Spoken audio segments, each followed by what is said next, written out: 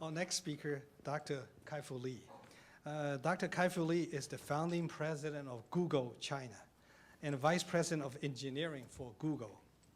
Previously, he was the corporate vice president of interactive services at Microsoft, and he also served as vice president for interactive media at Apple Computer.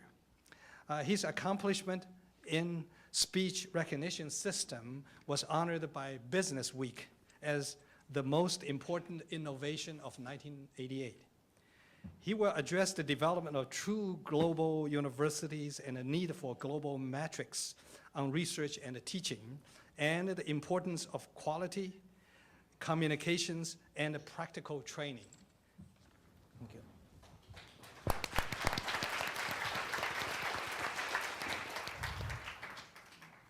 Thank you very much.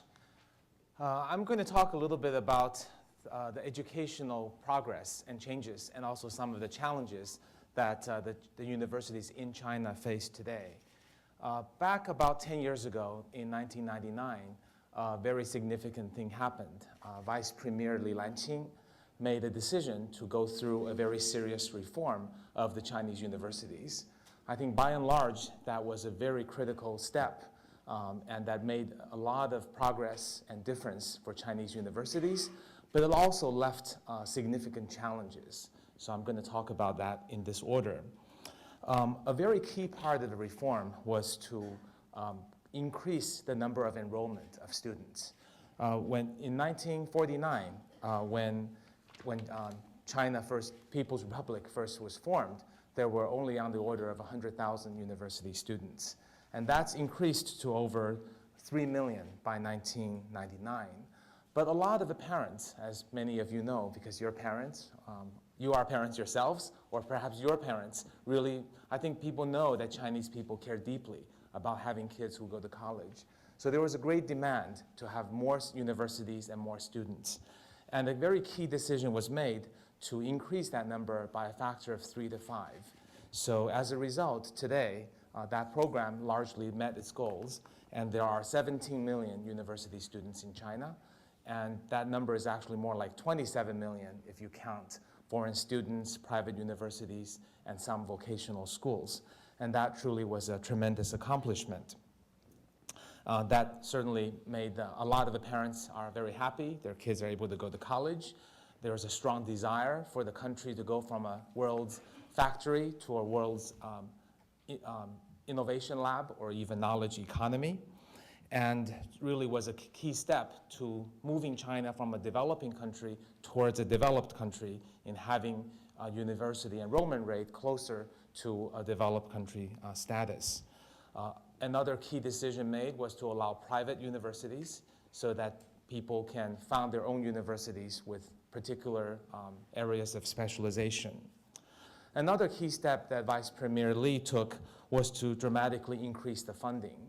So for example, Tsinghua University and Beijing University each received an annual additional funding of $250 million US. And that money was spent in increasing the buildings, improving graduate schools, adding laboratories, hiring world-class scientists such as Yang Zhening and Andrew Yao, a Turing Award recipient in computer science.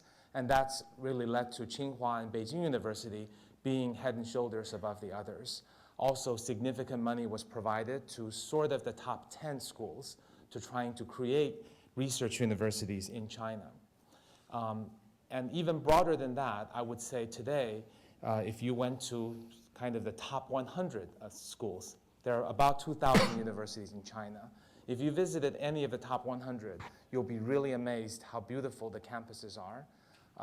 Because China's developing quickly, the universities were quick to partner with science labs, real estate developers, where they were able to get large donations of land for free and take loans from the bank to build really amazing university campuses. One of the university presidents recently remarked to me that he visited Stanford, and he was really amazed how old the buildings were at Stanford. And he said, you know, we're only ranked number 100 in China, but I think our campus is prettier than Stanford. So that's certainly, these are some of the great things that have happened. And certainly the top schools, the graduates that they turn out are really phenomenal. To give you an example, Google currently hires about 100 people from universities per year. As most of you know, we have extremely high hiring bar. And in comparison, we're only able to hire about 50 in India and about 10 in Japan. So I think this, again, is a very strong testament to the quality of these top schools, that they're able to turn out people that absolutely pass our internationally high bar. And if you look at all the great startups and successful multinationals, you'll certainly see that the top students from the top schools are improving very, very rapidly. Let me now turn around and point out a few of the challenges that these Chinese universities, whether research global universities or the second and third tier schools, face today. I think for the top schools, some of the challenges they face are that the schools are optimizing for the students to become amazing and great. And they cram huge amount of coursework to the students, sometimes even PhD level work at a premature phase. And the graduating students have an amazing knowledge of the foundations of each area as well as advanced work. But some of the other soft skills are not as well developed.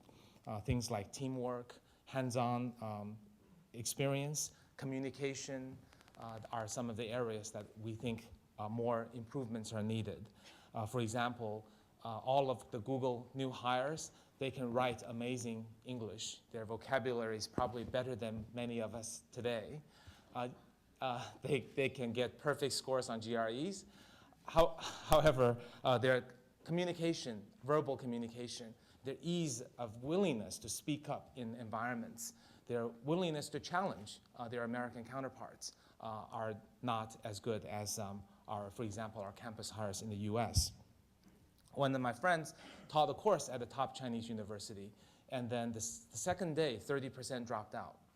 And when he asked why, he was surprised to find out that he decided to have team projects, rather than individual scores. And these 30% of people were not comfortable being a part of the team and sharing the same grade.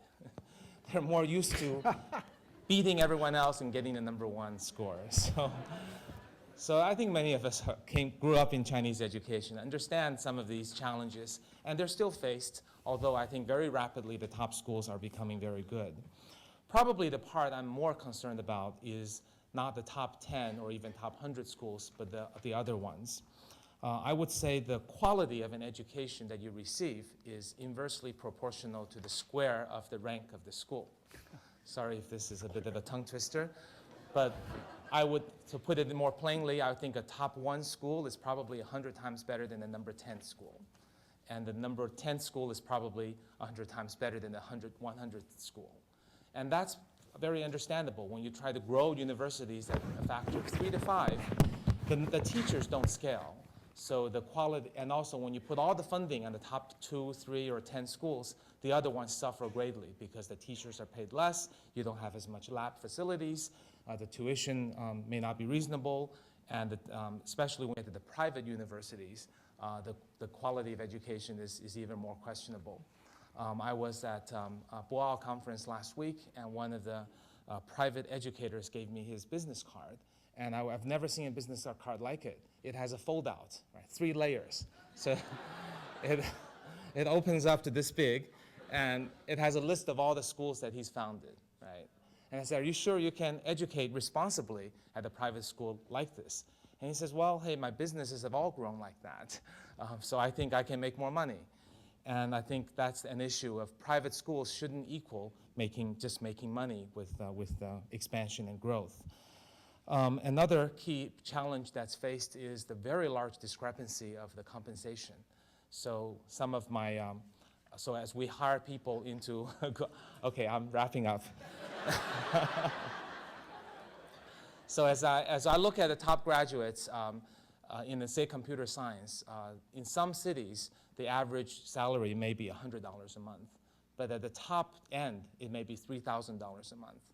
So in the US, you don't see this kind of 30x difference in compensation. And obviously, that will drive people to be highly go to highly desirable schools. So this large discrepancy means a lot of students, in fact, the vast majority, are facing challenges in their pursuit of education. So whereas in my past lives, I've spent a lot of time going to Tsinghua and Beida, and I haven't been back for the last year and a half, even though I work right next to them. I think the other schools are more needy, so I actually spend a lot of time in the second, third tier schools and just giving general advice on how to choose a major, get a job, go abroad, or optimize your life, and, or even make money and start companies. And that's the things they care deeply about, but their teachers cannot always give to them. So in the last year, I've spoken to about 100,000 students in lecture formats. And I want to do that every year, and I hope those of you who have time to come to China do spend a little time at universities, especially those that are especially in need of your help. Thank you.